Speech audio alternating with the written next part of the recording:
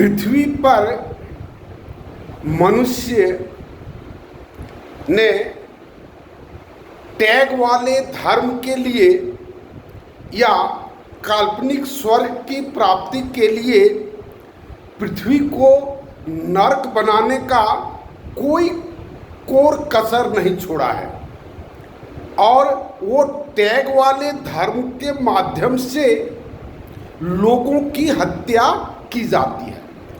कभी कभार तो प्रत्यक्ष हत्या की जाती है और कभी कभी अप्रत्यक्ष रूप से हत्या की जाती है। ये जो अप्रत्यक्ष रूप से हत्या की जाती है इसको हम कहते हैं कि क्या लीगल वे में किसी को मारने का प्रोग्राम। कल भी कई बिंदुओं पर कई तथ्यों पर हम बात किए जो किस तरह से अप्रत्यक्ष रूप से कानूनी तरीके से लोगों की हत्याएं की जाती हैं। उसमें एक प्रसंग आता है तीर्थ यात्रा। केदारनाथ का आप लोग देखे होंगे कि भूस्खलन हो गया, लैंडस्लाइड हो गया और हमको लगता है कि वो जो बारिश हुआ, वर्षा फटी और उसमें हमको लगता है कितना हजार लोग मर गया। लोगों ने ये नहीं सोचा कि शिव जी ने हमको छूने से मना किया, अगर छूने आओगे तो हम तुम्हारी हत्या कर देंगे। अगर धर्म के माध्यम से ही अगर आप सोचते हैं तो इस ढंग से लोगों ने नहीं सोचा कि वह मोक्ष प्राप्ति का एक रास्ता है। शिव जी प्रत्यक्ष रूप से उसको उठाकर ले गए। बड़ा खुश हुआ। लोग कहता है कि तीर्थ यात्रा में जो लोग मरते हैं वो पुण्यभागी होते हैं, ऐसा एक मूल्य बनाया गया है समाज में। और उसका एक्सप्लॉयटेशन कैसे होता है सो आपको दिखाएं कि सब पहाड़ों के जड़ को खोद दो। कैसे खोदेंगे? रोड बनाने के नाम पर। रोड का शेड्यूल अगर 15 फीट का है तो वहाँ पर 40 फीट का रोड बनाओ और 40 फीट का रोड सैंक्शन कराने के लिए वो कंस्ट्रक्शन डिपार्टमेंट को घूस दो, उसका ओवर बिलिंग कराओ, उस पर काम करो और उससे लैंडस्लाइड होगा ही। ये कौन नहीं जानता है?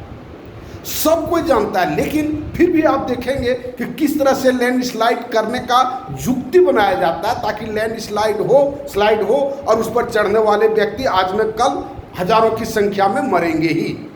रोपवे बना दो, वो रोपवे घिसेगा ही, वो मिसमैनेज होगा ही और उसमें लोग मरेगा ही।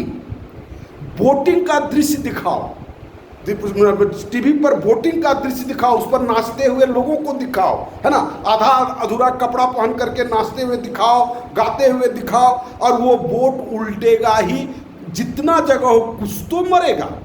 और इस तरह से बहुत सारी व्यवस्था। मेरे गांव में एक नदी थी, हमारा गांव नदी के किनारे है और कितना दिनों से वो नदी है हमको पता नहीं है, लेकिन कभी नहीं सुनते थे कि वहाँ पर नदी में डूब करके कोई आदमी मर गया। हाँ, भले कुआं में कूद करके कोई आत्महत्या किया हो, लेकिन जैसे नेचुरल में कोई नहाने गया या तैर करके पार करने गया और वो डूब करके मर गया, ऐसा हम लोग कभी नहीं सुने थे। लेकिन वहाँ पर एक डैम बना और डैम बना में वो पिकनिक पार्टी करने जाने में और हर साल 2-3 आदमी मरता है। तो हर साल 2-3 आदमी मिलता है। वो क्या कहता है, आपको यहाँ बंगाल में भी उसी ढंग का एक डैम है।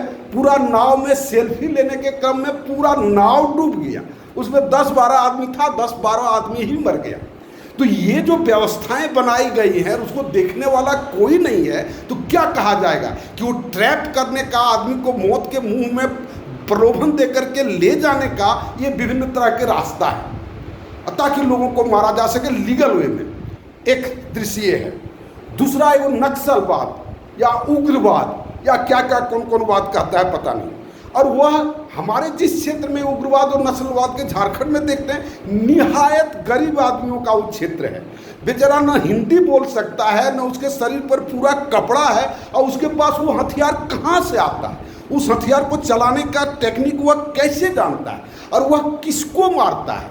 अपने आप को मारता है। इसमें मुखबिरी कर दिया, वो मुखबिरी कर दिया। हम तो नहीं देखे कि झारखंड का कोई नक्सल जाकर के दिल्ली में जाकर के फलाना के उद्योगपति के घर में डाका बोल दिया। ऐसा एक भी घटना आप नहीं दिखा सकते। वो छत्तीसगढ़ में भी ठीक उसी ढंग है। ये जितना भी उग्रवाद ये है, ये सब स्पॉन्सर्ड है ताकि उन सब जगहों को खाली कराया जा सके, बिना मुआवजा दिए हुए खाली कराया जा सके और वहाँ पर हम डेवलपमेंट करेंगे, जंगल को हटा करके, जंगल को काट करके डेवलपमेंट करेंगे। और जंगल को काटने से दोहरा फायदा है, वहाँ के माइंस को हम हटाएंगे, ऑक्सीजन का डिप्लेशन होगा और ऑक्सीजन का सिलेंडर बनेगा, कंपनी बैठेगा। और फिर वही बात हो जाती है जो एक वर्ग चाहता है कि जितनी कम से कम संख्या हो जाए, लेकिन डायरेक्ट तो मार नहीं सकता है। तो ये सब अप्रत्यक्ष रूप से लोगों को मारने का इनोवेशन है, नया नया तरीका है ढंग से। कफ सिरप आप सुने होंगे, कफ सिरप पीने से कितने बच्चों का मृत्यु हो गया। वो जो ड्रग जो बनाता है, क्या उसका इंस्पेक्टर नहीं होता है, उसका क्वालिटी चेक करने वाला कोई आदमी नहीं होता। फिर ये क्यों होता है? तो ये सब एक साजिश के तहत होता है। लोगों को लगता है कि इस तो दुर्भाग्यवश हो गया, ये ईश्वर की इच्छा हो गया, लेकिन कहीं कुछ नहीं होता है। ये सब एक साजिशन है, कोई तुरंत के लिए होता है, कोई लॉन्ग टर्म के लिए होता है। चलो आज बना करके रख देते हैं, कभी न कभी तो फायदा होगा। तो इस तरह से अगर देखेंगे, ये सारे सिचुएशन ये अव्यवस्था के कारण हुआ है। लोग ये जो सोशल सिस्टम में जिसमें हम लोग जी रहे हैं, वो सिस्टम, सोशल सिस्टम पर कोई अंगुली उठाने के लिए तैयार नहीं है। सब कोई सोचता है व्यक्ति के कारण हुआ है, एडमिनिस्ट्रेशन के कारण हुआ है, या प्रधानमंत्री के कारण हुआ है, या एसपी के कारण हुआ है। ये ऐसा नहीं, ये सिस्टम के कारण हुआ है। और ये सिस्टम में ये सारी सुविधाएं हैं और लोग उसका उपयोग करके लोगों की हत्या कर रहे हैं, एक्सप्लॉइट कर रहे हैं, जितना तरह का कुकृत्य कर सकते हैं करते हैं, ताकि हम कमा सकें, हम धन बना सकें। और वो धन का पता नहीं वो क्या करेंगे, ये कौन सा पागलपन है। यह भी एक विचित्र बात है। और इन सारी बातों को ध्यान में रखते हुए हमने एक माई न्यू सोशल सिस्टम बनाया है। उसको आप देखें और देख करके जितना जल्दी हो मेरे साथ जुट करके इस कार्य को प्रारंभ करने में मदद करें। धन्यवाद।